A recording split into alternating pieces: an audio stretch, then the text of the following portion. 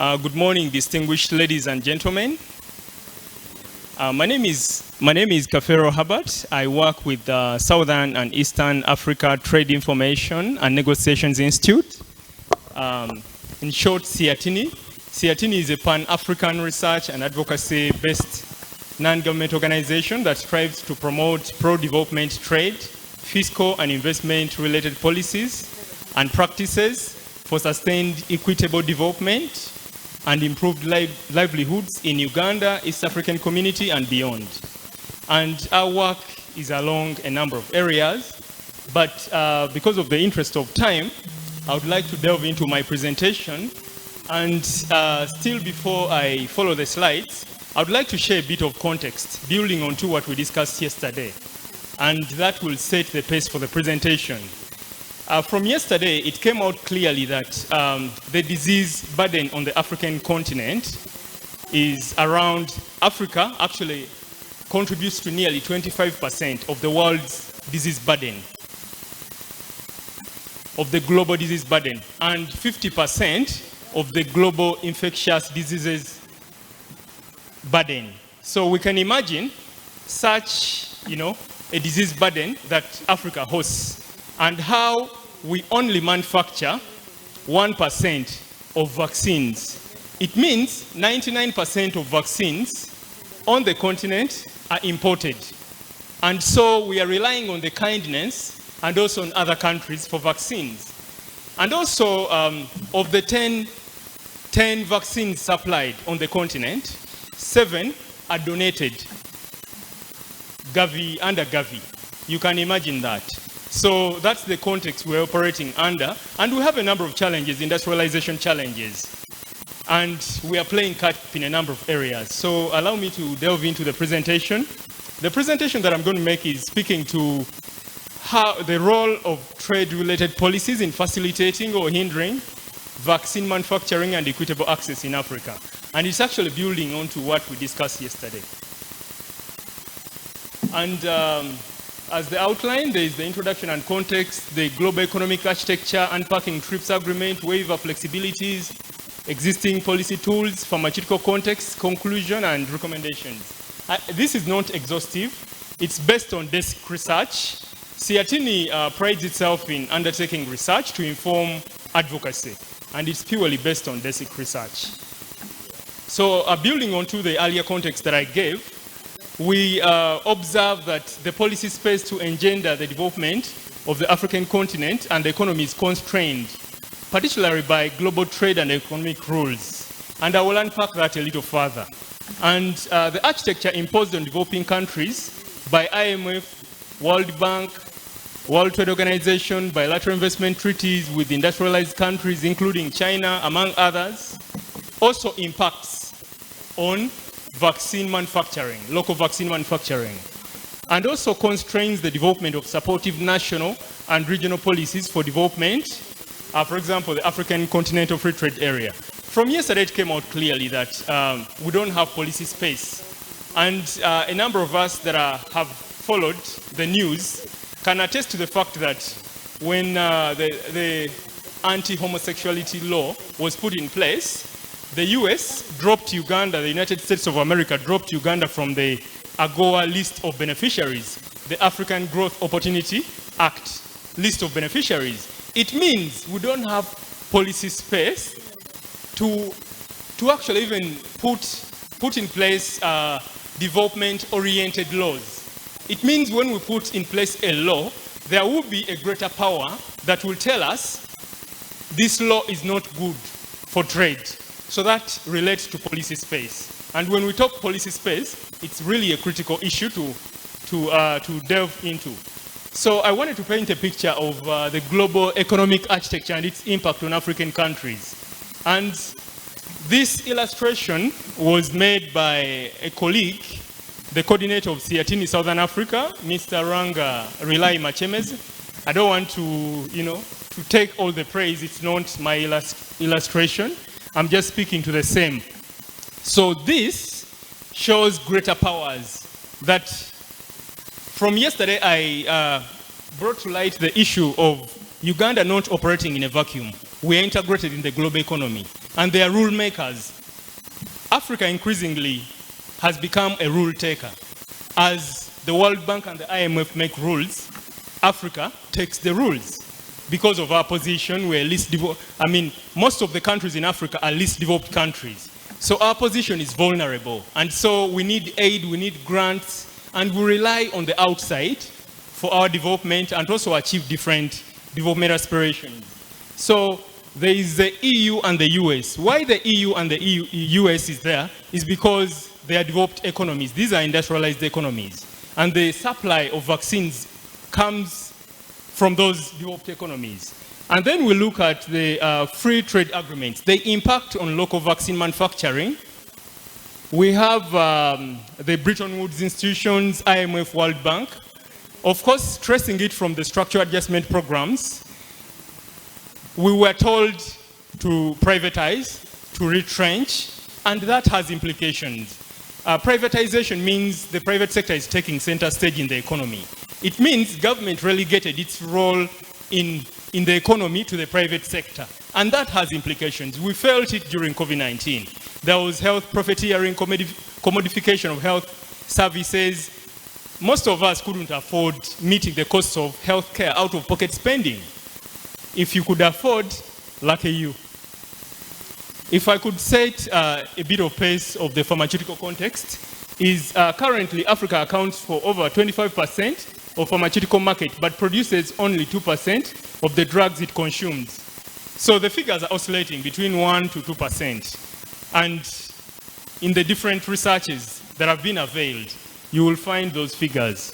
But this builds on two research that we have undertaken as CIATINI, and the continent imports over 14 billion US dollars worth of drugs. So you can imagine the high import bill. And similarly, Africa consumes 1.3 billion vaccines annually, comprising of 25% of global demand of for vaccines. It means Africa is a lucrative market for vaccines. And so the rules that the global powers, industrialized countries, and also at the greater levels of the World Trade Organization are actually intentional to keep Africa in that position of being a buyer than a supplier. And also there are other issues that we'll delve into. But also, it indicates that Africa depends on imports for 99% of its vaccine needs. I alluded to this. We manufacture 1%, depend on the outside, nearly at 99%. And the disease burden cannot be overemphasized. But if I could shed light on the role of trade-related policies and what these trade-related policies are. So when we say trade-related, we mean trade policies and other trade-related. Trade-related, I mean investment policies, intellectual property rights policies, competition policy, all those are trade-related policies. So some of the trade-related policies we have allow for access. And when there is access, it means there can be affordability and availability. Yesterday we talked about the 3 A's of vaccines: availability, accessibility, and affordability. And some of these policies allow for access. However, others hinder access, and that impacts on affordability and availability of vaccines. And I already alluded to this. And maybe just to expound more on the problem, we have industrialization challenges as African countries. And from yesterday, I raised the issue of playing catch-up. We are playing catch-up in a number of areas. And our efforts to undertake import substitution haven't yet materialized. Remember, in the wake of the COVID-19 pandemic, the president of Uganda raised the issue of import substitution because of the global supply chain constraints, disruptions. We couldn't access certain products that we needed, but that was more in rhetoric. And the dean of Makerere University School of Public Health raised the issue of public health remaining more in debate. There's momentum around public health in terms of talking, but the gains acting upon the public health related challenges is yet to be realized, and that cannot be overemphasized. So the World Trade Organization is important for us to acknowledge in terms of its role. It guides global trade rules. Because we know a number of countries are members of the World Trade Organization, and Uganda is one of them. However, when you look at the architecture, when we talk about the global architecture, we are talking about the powers that be, the powers above there that make the rules. And the multilateral trading system is guided by the World Trade Organization. And I emphasize that a number of countries are members of the WTO. However, when it comes to making the negotiations, the agreements are made in favor of the interests of industrialized or developed countries. And developing countries and least developed countries are at the periphery of the global trade rules. So it means we're in a vulnerable position. And that has partly to do with our capacity to negotiate. Yesterday we raised the issue of the negotiators. How is their capacity like? Are they able to advance Africa's positions in the negotiations? And that also has to do with the funding to relevant ministries. Ministry of Trade, we've raised the issue of limited funding to Ministry of Trade. So it means even the investment in enabling the negotiators effectively participate in the multilateral negotiations and global processes is also limited by the financial muscle. So that cannot be overemphasized. And there are a number of rules. I think I will skip this because of the interest of time. I'm nearly being off. Yeah, thank you. So the TRIPS agreement, I cannot overemphasize this. The trade-related aspects of intellectual property rights.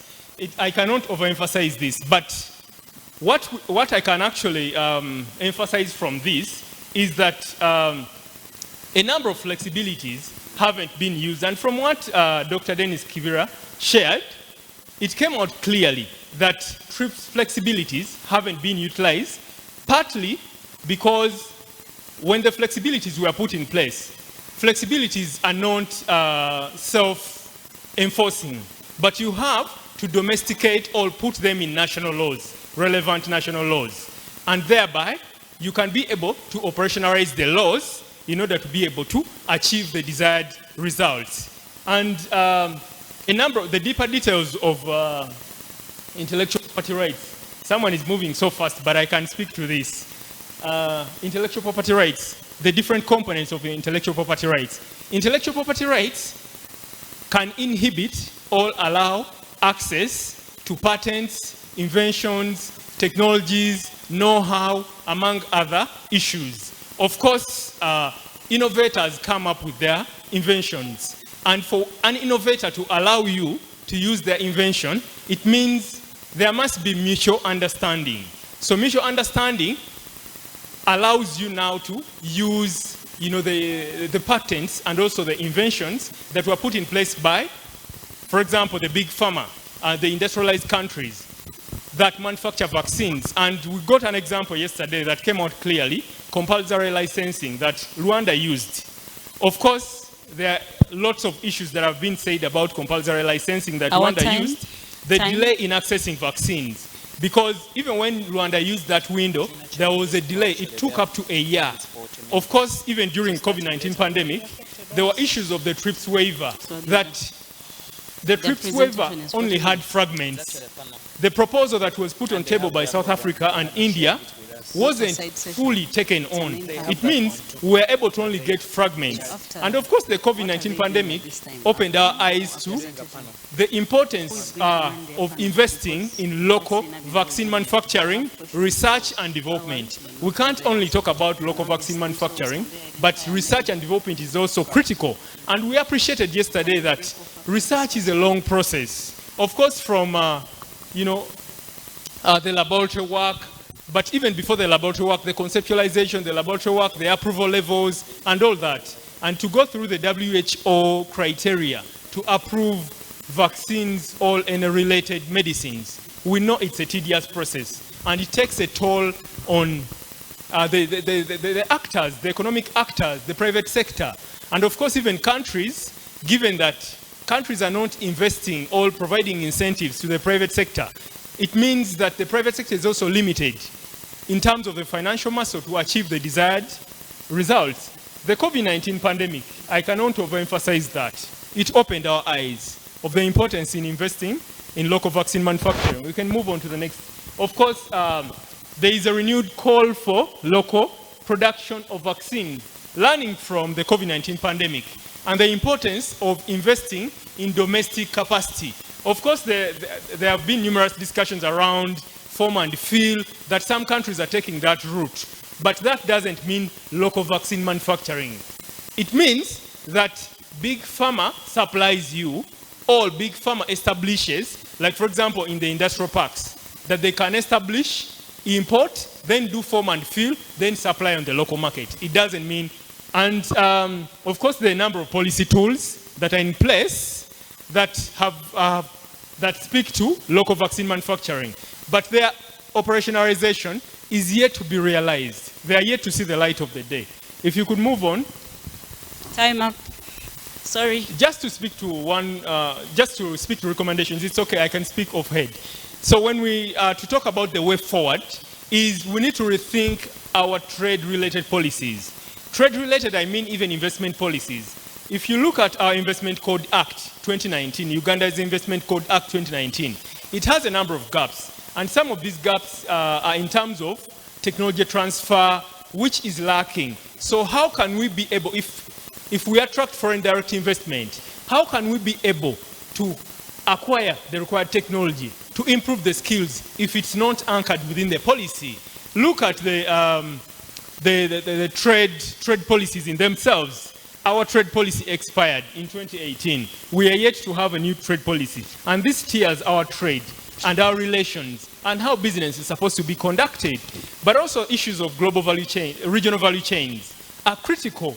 We are talking about local vaccine manufacturing as Uganda, and our position is vulnerable because we cannot invest in this, yet we have a poly crisis. We have a huge debt burden, climate crisis, among other issues. But when we pool resources as the region, for example, regional economic communities, the East African community, we can be able to have a stronger position, all capacity to undertake local vaccine manufacturing, but also using our policies. For example, procurement policies. Government is actually the biggest buyer if government was to buy. So if there is local vaccine manufacturing domestically, can government be the first buyer in order to help the infant industries or domestic industries, thereby guaranteeing market? Because it's one thing manufacturing vaccines, but it's another also getting the market. And if all East African countries are manufacturing vaccines, then where will the market be? Can we deal with the value chain? Along the value chain, we can say one supplies this raw material,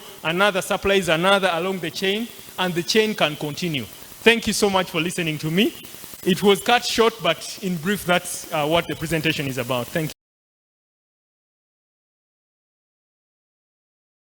you. So that hand clap was for me. Let's give a hand clap to Herbert. Okay. Better. Very rich slides. And at this point, we cannot underscore the fact that we need a session on trade-related matters as civil society and stakeholders, so that we are at the same level of understanding. This is a lot of information, and we must agree that moving forward, we need to have routine sessions that bring us to speed, but also identifying areas that we can use as windows of opportunities to influence. I'm going to take 3 questions for each presentation, if you allow me, given the time that we have. And I'll start off by myself. The question that I have, I know that Siatini has led civil society efforts to really ensure that we are utilizing some of these flexibilities at country level. Is it possible to push for strategies at country level, to push for a strategy that ensures that these flexibilities are actually fully utilized? Because year in, year out, we have been talking about utilization of these flexibilities, but there is a clear gap that as a country we've not taken on a step to effectively utilize them to ensure there is access to medicines, for example. And I know that we are part of the Africa initiatives, like the PAVAM call of actions, pushing for 60% local production of vaccines. So what is our the context for Uganda. What are we doing to push for such regional commitments and ensure that we achieve the targets?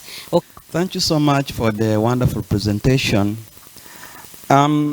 You talked a lot about the importation of pharmaceuticals by African countries. About 20% of the pharmaceuticals that we use are imported. We import about 20% of the pharmaceuticals that are produced globally. Then also about 99% of the vaccines that we use are imported. And then you're looking at having a way of looking at local manufacturing of those pharmaceuticals in the country. But I'm also wondering, we have those pharmaceutical companies that have been at it for the last 100 years or so. They have moved through a lot of research, improving the medicine that they produce. How are we going to compete with them? Now, my take is, if I'm going to look at a sustainable way of looking at it, and of course, given the situation where we are having troubles with the climate change as a result of the industrialization and all those kind of things, what if African countries united together under African Union and they bargain and procure the pharmaceutical products that they want as a unit, and therefore they'll have a bargaining power with those companies that manufacture these vaccines and other pharmaceutical products that they require, other than start putting up smaller pockets of plants that want to manufacture your own. We are not going to compete with those companies that have been at it in Europe and in the US. Mine would be, let's be as a unit and import as a unit, bargain, so that we can have a cut and then use the funds for other things. Thank you.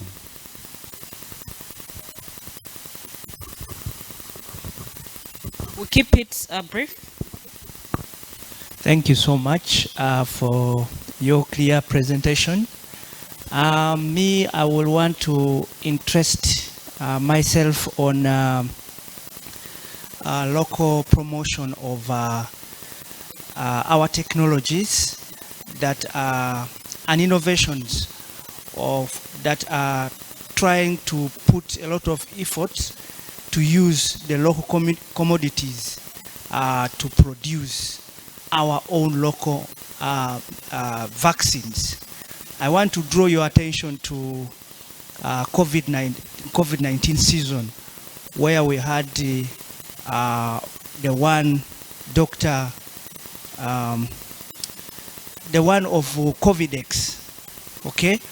And I want to interest myself on the role of government in promoting our local innovators in production of our own medicines. Because you said that we have all the materials and we export materials that they use for manufacturing vaccines outside this country, in Europe or in America.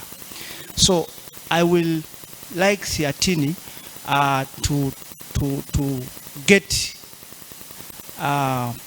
funding, maybe government to support innovations in the country to promote our own local investors, innovators, and we produce our own vaccines here or medicines here.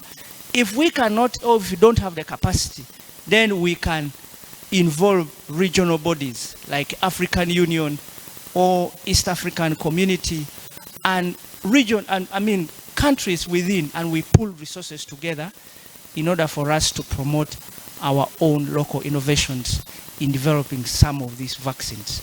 Thank you. Thank you. Finally. Thank you so much. It was very good listening to the presentation, and I got a bit concerned because of the statistics that were presented and because of the challenge that we are having. And my concern, yesterday I said a lot about the lack of people who should be responsible for solving some of these challenges in here. Because you inform us well that Africa is a beneficiary of the donations and other people want it because we are market for their products. But interestingly, in our countries, many of our big bosses, the ministers, like these things because that's how they benefit, they get money out of them. So at the end of the day, we may not do much, those of us who are here, unless we have those guys held accountable and they accept and they take it up. Of course, it's important that we build the capacity of masses to demand that our leaders do the right things. But also the masses are depending on tokens from the leaders. For those of us in sexual and productive health have something called V-cutting or values clarification and attitude transformation.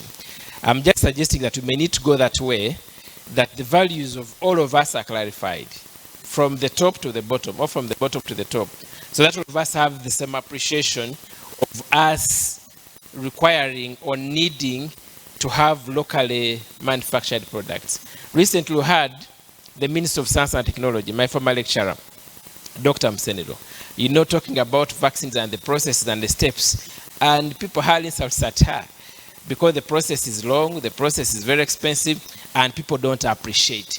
And nothing much has been done to help everyone appreciate that to produce these products, it requires this, this, and this. So it's much of a comment, but also helping all of us appreciate that we may need to hold everyone accountable, especially those who have chances to touch the resources or to make some important decisions. Thank you. Thank you very much. The 3 questions have elapsed. Someone has a heated submission. Thank you very much. Thank you, Herbert, for that. Herbert, I would like to have your input into this. The idea of decolonization of research and our capacity building for vaccines manufacturing as a continent. How do we go about that? Because we are in an area where you find each and everything is funded by people who are already big players into this. So as a continent, how do we aspire to build our capacity to manufacture vaccines in an atmosphere where we are unable to fund research and building and putting in place structures? How do we go about that? Thank you.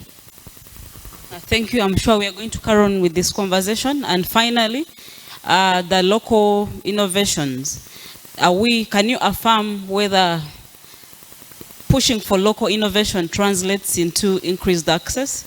Because we have seen the likes of CIPLA, we have seen the likes of KPI that have produced generic essential medicines, but does it translate into improved access of these services at country level? Over to you. Thank you. Thank you so much. Allow me to start by responding to Comrade Cliff. Previously I worked in the health sector. I worked with an organization that works towards strengthening laboratory health systems. But the learning that I actually got from that work was that I think even the disease surveillance in country is feeding into the needs of the external world. And that's why sometimes, even for the new diseases, there are suppliers who are ready to supply. I will give an example without mentioning the name of the facilities, but there are 2 that I know of, because we were supporting those facilities to attain accreditation and also strengthen their quality management systems. This is to the South African National Accreditation System, SANAS. But what I appreciated and learned is that a number of implementing partners have human resource laboratory specialists in laboratories of government hospitals. So those laboratory professionals investigate diseases and supply the data to the implementing partners, not to government. Although part of the data goes to the dashboards, the dashboard at CPHL, which is Uganda National Health Laboratory Services, but it feeds into what the implementing partner or the donor wants, or what Centers for Disease Control and Prevention wants. So that means we are not intentionally investing in disease surveillance. And for the surveillance, you all appreciate, because I'm sure you've interacted on these issues for long, that even for Ebola, we were relying heavily on Infectious Diseases Institute, which is IDI. And a number of efforts have remained in rhetoric rather than the actual work on the ground. And I wrote an article some years back about global health security agenda and the preparedness of Uganda in the face of health emergencies. And in that article, it came out clearly that most of the funding to the health sector, but also disease surveillance, is by the outside, by the US, by Centers for Disease Control and Prevention. So it means we are not prepared in the wake in case another pandemic or health emergency befalls us. That speaks to investing and strengthening health systems. And the issue of the flexibilities. There is an issue that has been talked about severally, about how Uganda has good laws. You can say it before you have looked at the laws. Look at them. As Siatini, we've been calling upon the review of the Investment Code Act 2019 because it has gaps. Issues of technology transfer are lacking. So as we attract foreign direct investment, we need to be intentional. Are we going to achieve technology transfer? And then these policies, the laws, trade-related policies have to speak to each other. Competition, investment, trade, intellectual property rights. Just as I conclude, Yes. that successful episodes of industrialization have happened under weak intellectual property rights regimes. If you look at the US, in the 19th century, the US was able to attain industrialization because it leveraged on Britain's intellectual property rights prowess, or their ability. And when you look at the Singapore, China, Korea that did reverse engineering, unless the intellectual property rights regimes are supportive of what we want, we cannot go any further. Okay. Thank you.